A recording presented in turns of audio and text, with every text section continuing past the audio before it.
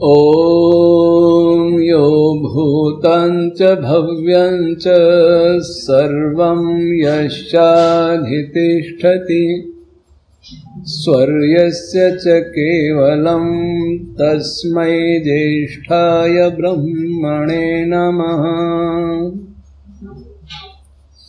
प्रिय श्रोतागण,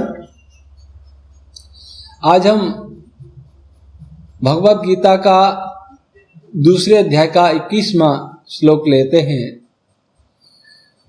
वेदा विनाशनम नित्यम यह ऐनम अजमव्ययम कथम स पुरुषः पार्थ कम घातयति हंतिकम।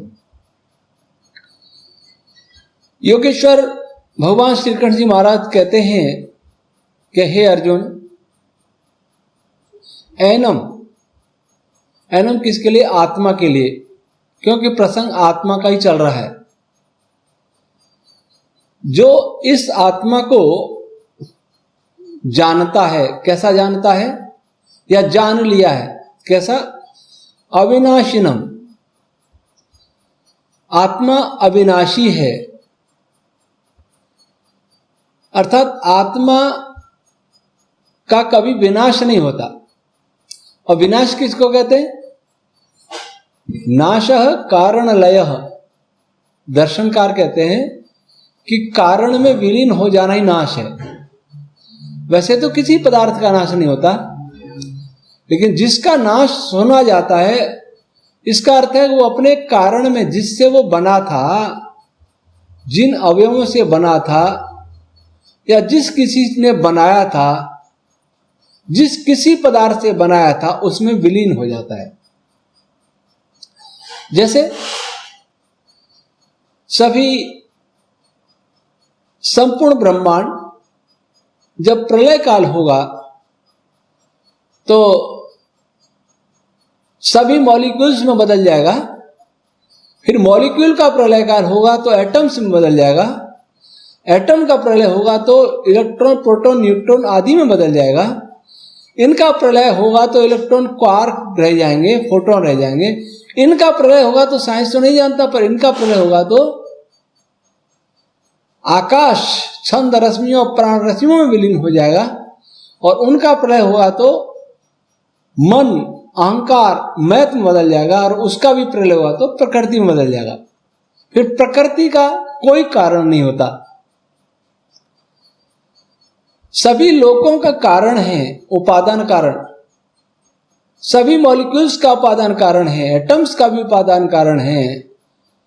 सब एटॉमिक पार्टिकल या एलिमेंट्री पार्टिकल कहे जाते हैं, उनका भी कारण है। छंदादि रश्मियों, प्राण रश्मियों का भी कारण है। मन, अहंकार, मैथ का भी कारण है, लेकिन प्रकृति का कोई कारण नहीं है। तो प्रकृति को छोड़ करके इन सारे पदार्थों का विनाश कभी न कभी हो जाएगा। पहले भी हुआ था, अब आगे भी होगा। लेकिन आत्मा की बात कहें तो यह अविनाशी है, इसका कोई कारण नहीं है। तो जो लोग ये कहते हैं कि आत्मा ईश्वर का अंश है, वो ठीक नहीं है। इसका अर्थ हुआ कि आत्मा का कारण ईश्वर हुआ, ब्रह्म हुआ, तो आत्मा ब्रह्म में विलीन हो जाएगा। आत्मा नष्ट होकर के कारण में लीन हो जाएगा। परंतु यहां भगवान कहते कि नहीं, आत्मा अपने कारण में लीन नहीं होता, क्योंकि उसका कोई कारण ही नहीं होता। आत्मा का कोई उपादान कारण नहीं होता, कोई निमित्त कारण नहीं होता। आत्मा स्वतंत्र सत्ता है, आत्मा नित्य सत्ता है, इसलिए आका नित्य। आत्मा लगातार इसी रूप में रहता है। तीन पदार्थों का कोई कारण नहीं होता, आत्मा, परमात्मा और प्रकृति। यह प्रसंग आत्मा का चल रहा है। तो हे अर्जुन, जिसने जो इस आत्मा को अविनाशी मानता है, जानता है, जान लिया उसने कि इसका किसी भी प्रकार विनाश नहीं होगा और इस कारण ये नित्य है। नित्य अर्थात लगातार ऐसा ही बना रहता है। हम किसी भी योनि में जाएंगे, हम मोक्ष में जाएंगे, हम मनुष्य योनि में आएंगे, हम पशु पक्षी कीट पतंग भी बन जाएंगे, लेकिन आत्मा में कोई परिवर्तन नहीं होगा। अंतःकरण में परिवर्तन हो सकता है, कभी हमें बुद्धि तत्व अधिक मिलेगा, कभी कोई इंद्रिय की अधिकता हो, कोई किसी इंद्रिय की अधिकता होगी, किसी की न्यूनता होगी, कोई इंद्रिय नहीं भी होगी, ऐसी भी योनियों में जा सकते हैं। लेकिन आत्मा जो अपना स्वरूप है आत्मा का, वह कभी नहीं बदलेगा, वह ऐसा ही रहेगा। चाहे पापी का आत्मा है, चाहे पुण्यात्मा का आत्मा है, चाहे मुक्त आत्मा का आत्मा है, चाहे पशु पक्षियों का आत्मा है, आत्मा अगर शुद्ध स्वरूप की बात करें तो आत्मा एक जैसा है। मल विक्षेप आवरण आदि दर्पण एक जैसा है।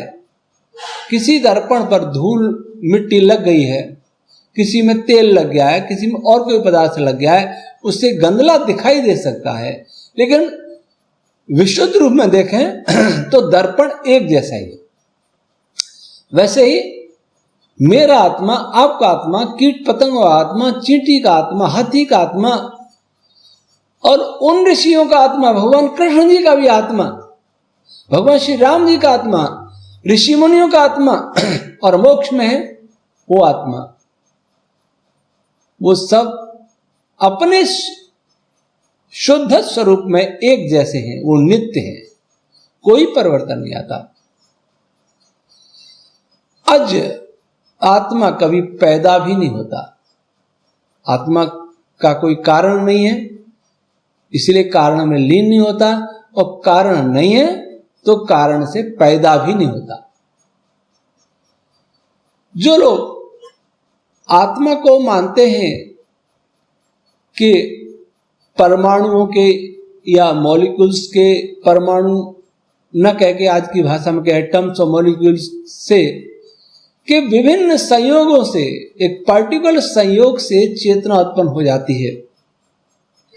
ये भूल जाते हैं कि जिसमें चेतना नहीं उससे चेतना उत्पन्न हो नहीं सकती, अभाव से भाव की उत्पत्ति नहीं हो सकती,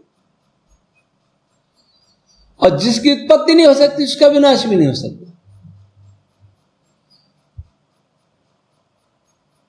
किसी भी पदार्थ के कितने ही टुकड़े करते करते करते कहां तक भी चले जाए, प्रकृति तक पहुंच जाए, पर कहीं भी चेतना का अस्तित्व दिखाई नहीं देगा। कितने ही प्रकार के संयोग, अगर कोई कहे कि विभिन्न प्रकार के रासायनिक संयोगों से जीवों की उत्पत्ति हो जाती है, वे भूल जाते हैं कि जड़ से चेतना की उत्पत्ति हो ही नहीं सकती, और जो उत्पत्ति होती दिखती है वह वास्तव में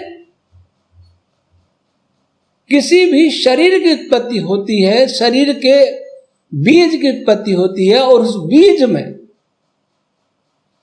आत्मा कहीं से प्रविष्ट हो जाता है, उसको हम सोचते हैं कि चेतना की उत्पत्ति होगी। ये शरीर आत्मा का आवास है, घर है, और हमें जहां भी घर बना हुआ मिल जाए उसी में हम प्रवेश कर जाते हैं, वैसे आत्मा प्रवेश कर जाता है। अगर यहां कोई मकान बना और मकान बनने के बाद यहां आके कोई रहने लग गया, छिपकली आ गई, चूहे आ गए, बिल्ली आ गई, कुत्ते आ गए, मनुष्य आ गए, वो सोचे इस मकान में पैदा हुए, नहीं, मकान बना तो इसमें वो आ गए। वैसे सूक्ष्म स्तर पर जाएंगे तो जो भी क्रियाएं होंगी, जहां भी आत्मा के निवास के योग्य परिस्थितियां उत्पन्न होंगी, वह आत्मा प्रवेश कर जाएगा। वह आत्मा कभी मरता नहीं, आता जाता है। तो आत्मा अज है, उसका कभी जन्म नहीं हो सकता। चेतन से जड़ उत्पन्न नहीं हो सकता, और जड़ से चेतन नहीं उत्पन्न हो सकता। ये दो बहुत महत्वपूर्ण गुण हैं और विरोधी गुण हैं। न तो सब कुछ ईश्वर है जिससे संसार बन गया, और न सब कुछ प्रकृति है जिससे चेतना पैदा होगी। दोनों पृथक पृथक सत्ताएं हैं। तो जो ये कहते हैं कि केवल ईश्वर है, उसी से संसार बन गया, और जो ये कहते हैं केवल प्रकृति है, उसी से चेतनाओं की उत्पत्ति होती है, ये दोनों ही ठीक नहीं है। तो यहां लिखते हैं आत्मा अज है जिसका कभी जन्म, और अव्यय, अव्यय का अर्थ जिसमें से कोई खर्च नहीं होता, कमी बेशी नहीं होती। ऐसा नहीं है कि छोटे प्राणियों के अंदर आत्मा अलग प्रकार का है, बड़े प्राणियों में अलग प्रकार का है, मुक्त आत्मा का अलग प्रकार नहीं, उसमें से कुछ निकलता नहीं है। चेतना मात्र आत्मा का स्वभाव है। ज्ञान, सुख दुख, इच्छा द्वेष, ज्ञान और प्रयत्न, 6 आत्मा के गुण हैं। जहां ये हैं वहां आत्मा है। कहीं कम होंगे कहीं ज्यादा होंगे, वह उसके अंतःकरण और इंद्रियों के ऊपर है कि उनकी क्या स्थिति है, उसको साधन क्या मिला हुआ है। तो आत्मा किसी भी योनि में जाए, उसमें कमी बेशी नहीं होती कि इसका आत्मा इसके आत्मा में चेतना अधिक है, इसके आत्मा में कम चेतना है, ऐसा नहीं है। कुछ निकल गया उसमें से कुछ निकलता नहीं। कथम सपुरुष पार्थ, तब कोई पुरुष, हे अर्जुन, कोई पुरुष कम घातयति, किसको मरवाता है और किसे मारता है। अर्थात आत्मा मरता नहीं तो उसे कोई मार नहीं सकता, और मरता नहीं इसलिए कोई मरवा भी नहीं सकता। इसलिए जो तुम्हें मोह हो रहा है कि ये मारे जाएंगे, ये भ्रम है, क्योंकि आत्मा कभी नहीं मरता। इसलिए आत्मा को कोई तुम मार भी नहीं सकते, वो मर नहीं सकते, तुम मार नहीं सकते। फिर अगला श्लोक लिखा, वासांसि जीर्णानि यथा विहाय नवानि गृह्णाति नरोपराणि तथा शरीराणि विहाय जीर्णान अन्यानि संयाति नवानि देहि। जैसे अब एक उपमा दे रहे हैं, उदाहरण के द्वारा समझा रहे हैं। पुराने वस्त्रों को कोई व्यक्ति छोड़ देता है और नए वस्त्रों को धारण करता है। व्यक्ति वही है। मैंने कुर्ता पुराना उतारा, नया पहन लिया, मैं वही हूं। कुर्ता नया पुराना है। वैसे ही आत्मा पुराने शरीर को त्याग कर नया शरीर धारण कर लेता है।